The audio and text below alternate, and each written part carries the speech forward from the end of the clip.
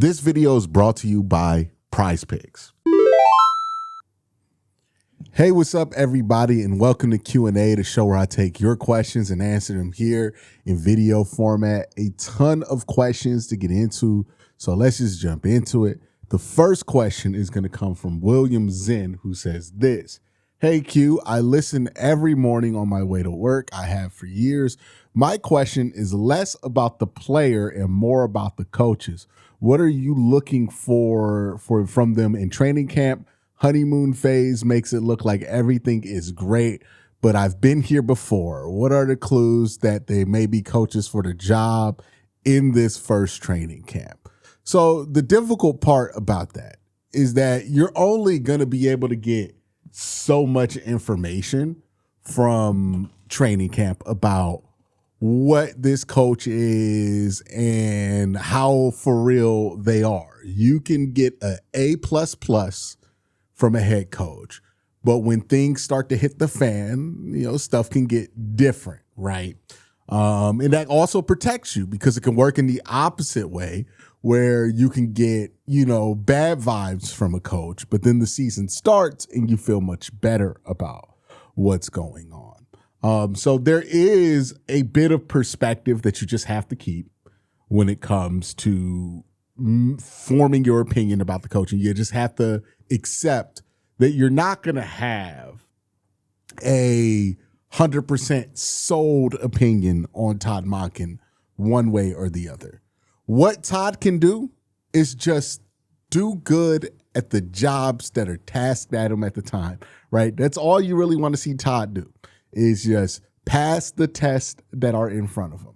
Manage this quarterback competition well enough to where nobody has any serious complaints. Obviously, there's always going to be complaints. Somebody's not going to win. That person's always going to, or that person's fans are always going to be upset about that. But that's not something I'm going to really judge Todd Monken on.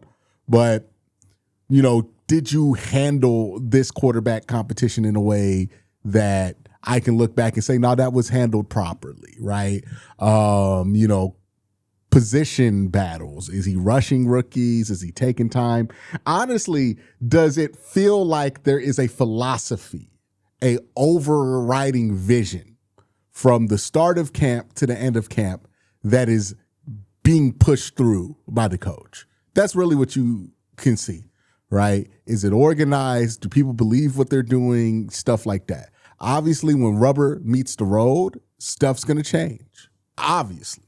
But until we get to that point, that's really all we have to evaluate. All right. So the next question here is from Not Stan For Real, who says this. If the Browns were to sign Clowney or a player of similar caliber, would that open up opportunities for Jared Verse to rotate in at linebacker or on a certain amount of snaps for coverage, blitzing, or even simply covering the lack of depth in the room? Is he listed as a linebacker? I was wondering if having another solid edge rusher on the line would cover him to open that up.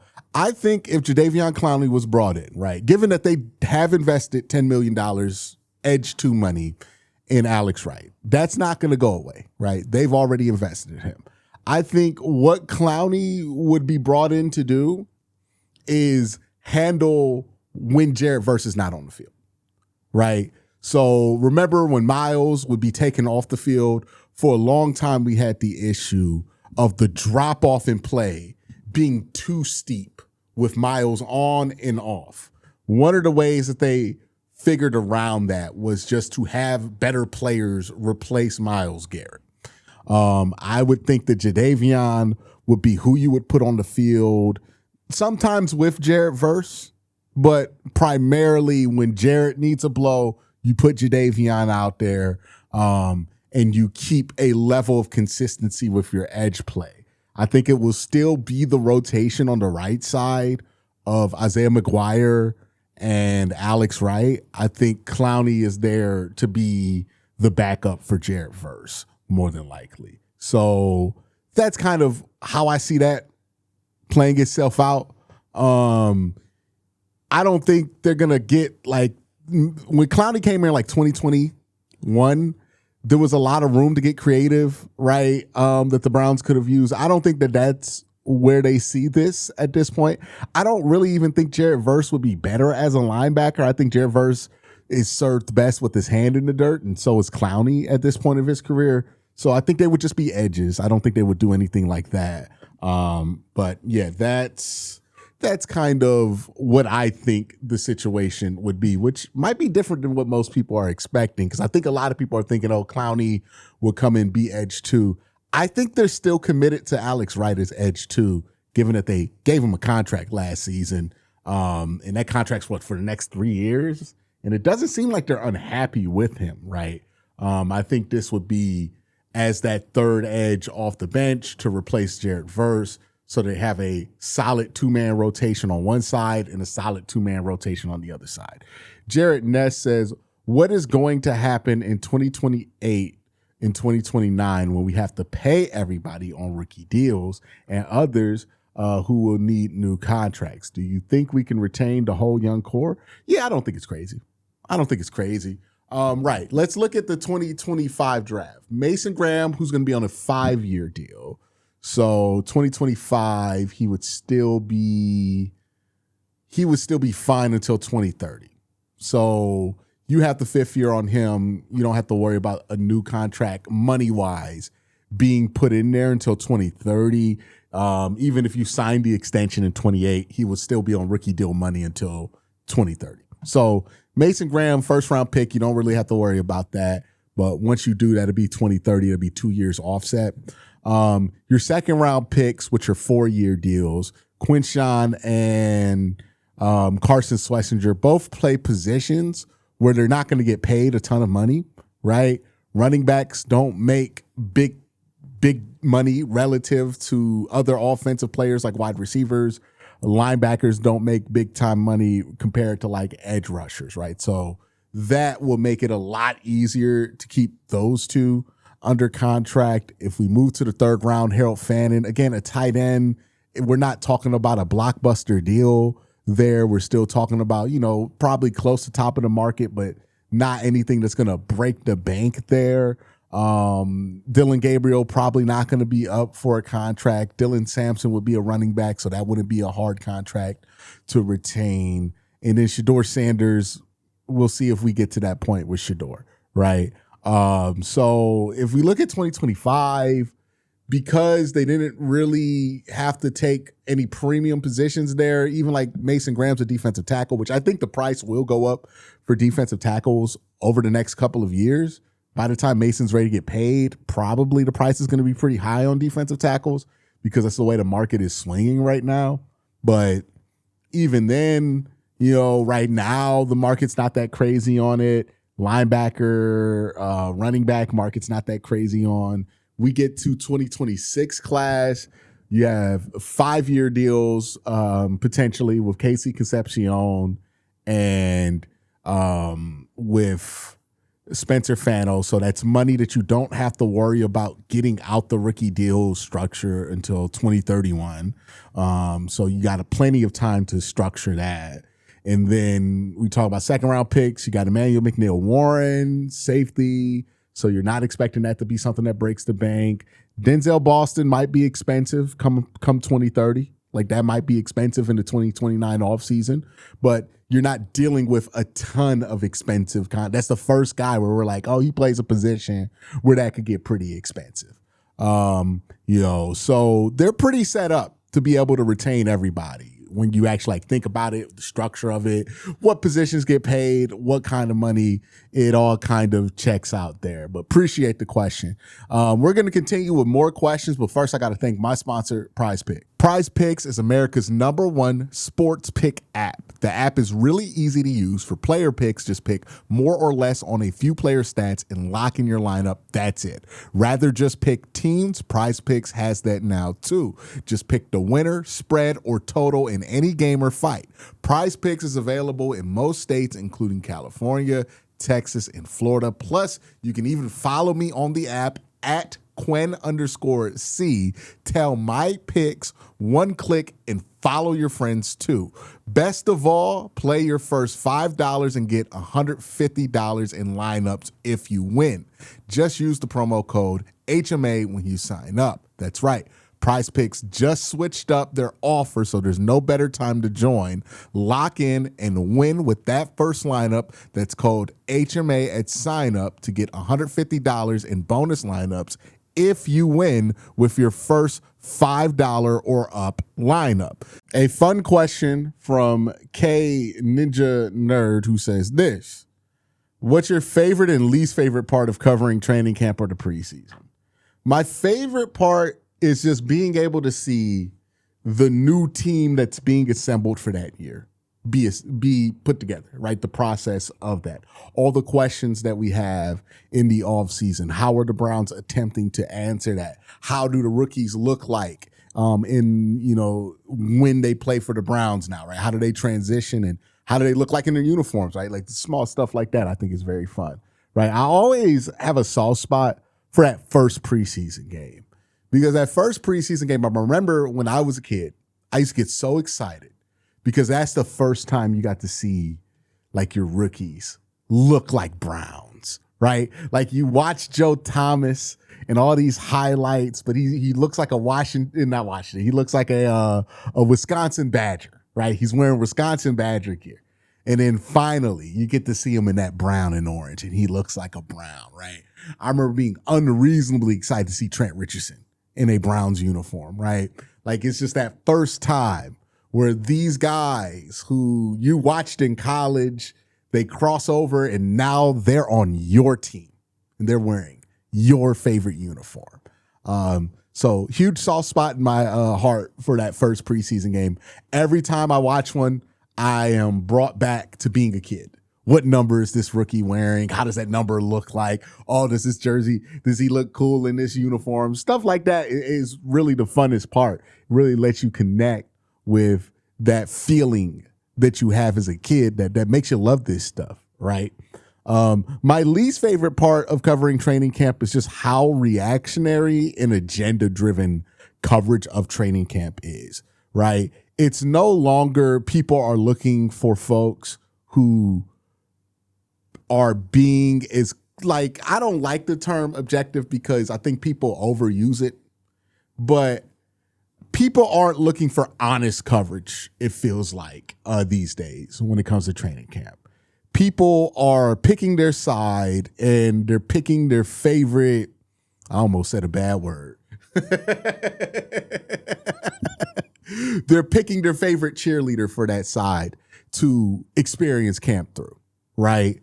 So, if you are a Sanders person, you're going to want to watch the coverage of the person who's always going to tell you good things about the Sanders stuff. Or if you're a Watson person, you're going to want to experience the coverage through the lens of somebody who has already made up their mind about Deshaun Watson in a positive manner, right? Like, for me, I enjoy the process of not knowing and then learning, right, over camp. And being honest about that process, which is, hey, there are guys that I like that I don't think are going to be good, but if they play good in camp, I'll be on their side, right? There are guys that I think are going to be good, but if they don't play good, I'll be critical of, that's kind of how it felt like it was, at least. Maybe I was deluded back then when I first started. And now it just feels so reactionary, so my guy versus your guy. People seem so uninterested in the process itself and listening to what the process is telling you.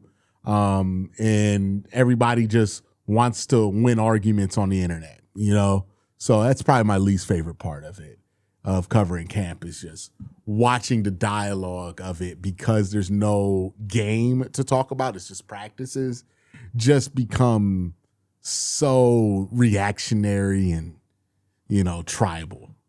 All right. Gage with the next one says, if Baker Mayfield becomes available now, possibly due to the Bucs knowing he won't come back next season, and wanting to squeeze some value out of him while they still can.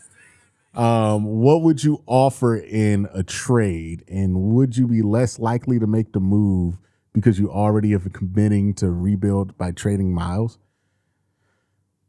So you're asking me, would I trade for Baker Mayfield? That's an interesting question. Like right now, would I trade for Baker Mayfield, knowing that I have to commit a new long-term contract, right? Let's say, because that's a big part in this conversation, right? Let's assume Baker Mayfield is looking for 4 years, $200 million, right? Which would be $50 million a year. It puts Baker at 11th in average per year for quarterbacks in the NFL. So let's say he's looking for a mid-level long-term deal, 4 years, $200 million, and he wants 150 guaranteed. Would I trade for that? Probably not. Not because I think there's no world where Baker could be worth that contract. I think some fringe situations he does make a lot of sense. I don't think for Tampa Bay that makes sense, and I don't think for Cleveland that amount of time and guaranteed money makes sense. If Baker were more interested in doing something short-term, which I don't think he is, I think he wants to do something long-term, right? Because he's at that point of his career where he needs long-term deals. If he was interested in doing something like 2 years, $100 million, I might be interested in that, right? A short-term deal for a high-level bridge, I would be interested in that. Because even if Baker starts for you for the next couple of years, you can easily have him transition you into the next guy, and that would be enough while also allowing you to have a baseline. So it depends on what kind of contract he wants is the long answer, the short, long answer here. If it's a short-term deal that he's okay with, if he's okay with re-upping here for this year plus the next two, so an extension of 2 years onto his current deal of $100 million, 50 per year with 50 of it guaranteed and the last 50 not. Yeah, I would trade for him. I'll probably give up like a 4th round pick for that. A 4th and maybe a player if Tampa Bay wants a player. Not like a high-end player, but a player. And I would be down to do that. But if Baker wants a 4-year, $200 million deal, man, that's too much of a commitment for me. The other part that's interesting here is obviously the people stuff. Like, are the Browns at the point to where they could work with Baker Mayfield? And is Baker Mayfield at a point to where they could work with the Browns? If those things aren't clear, then obviously don't do it. But yeah, you got to have that conversation as well. LAJS says this: do we trust Andrew Berry to draft the quarterback? He may have had a great back-to-back draft classes, but has yet to show his ability to evaluate quarterback talent. Should we look at someone like Baker Mayfield in free agency or attempt another big swing in free agency? I took like 20 questions on the question prompt, right? And like at least 10 of them had Baker Mayfield in them. So obviously a lot of people asking Baker Mayfield questions. Here's what I'll say about Andrew Berry and drafting a quarterback. And I think this is universal for any GM. There's no general manager that truly has a great track record in evaluating elite quarterback talent, right? Quarterback is just such a rare find, right? It's not really about your ability to evaluate them. It's more about your ability to cultivate a situation where a quarterback can be successful. So I'm not asking Andrew Berry to find me the quarterback with the 13th pick in the draft that can fix all of our problems. That would be ridiculous. What I do think is a fair question or a fair ask for Andrew Berry is, hey, if the Browns build up the margin of error on the roster so that it's easier to play quarterback here, can you find somebody who we could work with for 4 years? That's an easier question to ask. There's really no answer to that question. Like, I don't trust any GM to find a quarterback because everybody's bad at it. Nobody has proven to be good at it. It's just, to me, can you put a quarterback in a situation where they could be successful. Think about it like this. The San Francisco 49ers, when they really evaluated to try to find a quarterback, they chose Trey Young. They gave very little thought to the pick that went in to be Brock Purdy. But Brock Purdy ended up being the guy. And the point is, sometimes all of that evaluation, all of that horsepower, it could be wrong. But if you create a situation where it's easier to play quarterback for your team and there's a margin of error there, you can get lucky. And for the Browns to solve their quarterback problem, we know that it's not a skill issue that's been holding them back. It's a luck issue for the most part, right? They haven't put themselves in a position to get the best possible result out of quarterbacks. And I think that starts with building the roster up and allowing yourself to be a soft landing spot for a quarterback who might have had a rough year or who might not be the perfect prospect, but can work. Errol says this: is it me or is the Arch Manning conversation silly? He has an athletic profile that teams are looking for, but he hasn't really done much in college yet. I expect him to be much better his second year starting, but I would be surprised if he actually came out this year, unless he's undeniable, wins a championship and a Heisman. I see him in 2028, not 2027. Your thoughts? That would be, what, his 6th year in college if he stayed? Let me look that up just to be 100% sure here. All right, so Arch is a redshirt junior right now. He will be a redshirt senior next year if he came out. I mean, it's possible that he could stay in college another year. I think it's likely that he comes out this year just because it'll be 2 back-to-back seasons as a starter. It will be his 4th year in college. At that point, he would have graduated. And if he has a good enough year, they make the college football playoff, I don't really see anything keeping him in college, given that he is a high chance to be the number 1 overall pick, simply because he's a Manning, right? And he had a good year, and he's a quarterback, and nobody's passing up on a Manning. So I don't think it's as far-fetched that he comes out in 2027. There's a chance that he decides to forego 27 and goes into 28, right? Much like Andrew Luck surprised a lot of people when he did the same thing at Stanford. So I think it's safe to assume that he would come out this year, right? If he has the year that people are expecting, if he plays well. But I wouldn't be shocked if he stayed back in 2028.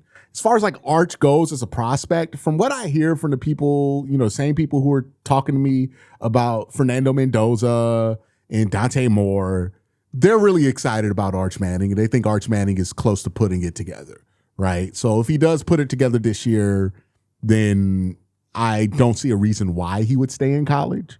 But I don't think the assumption should be he's going back to college after this year. I think that's probably worst case scenario for him. I think the plan was always for Arch to play 4 years of college football and then go pro. Anything outside of that signals that something went wrong.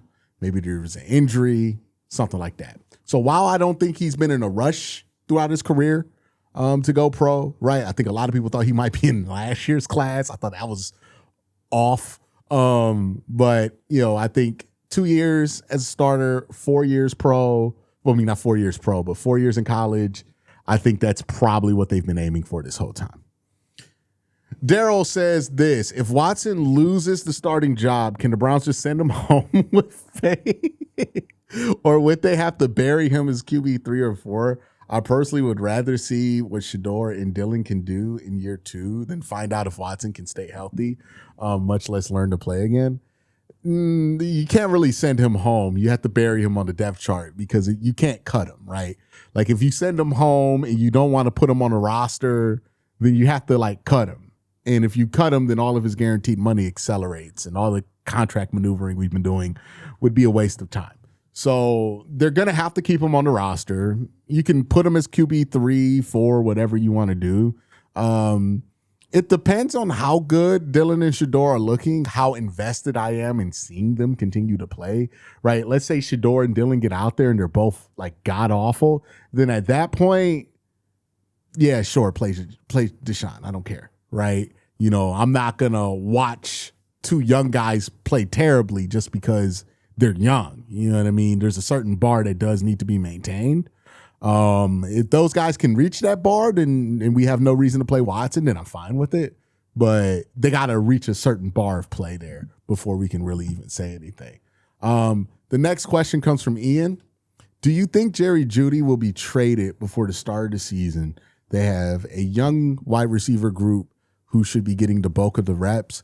Wide receiver is one of those positions where if you think you have too many wide receivers, you should go sign another wide receiver, because depth can get really thin at wide receiver in an instant, because we think of the deepness of a wide receiver room like we think of the depth of every other position. But the reality is that 3 wide receivers play at a time. So if you have 3 good wide receivers, that means you have the equivalent of 1 good starter at a different position, right? Because you start 3 wide receivers or 2 wide receivers. So I like to have 4 or 5 guys that I would feel good about at wide receiver before I feel like I have a surplus. The Browns aren't at that point. They should not be trading Jerry Jeudy. They don't have a surplus. And Jerry Jeudy's on a cheap contract, so it doesn't really hurt them to keep him. So no, I don't think they should do that. But that's going to be it for Q&A. Y'all have a great day. Have an even better night. Peace.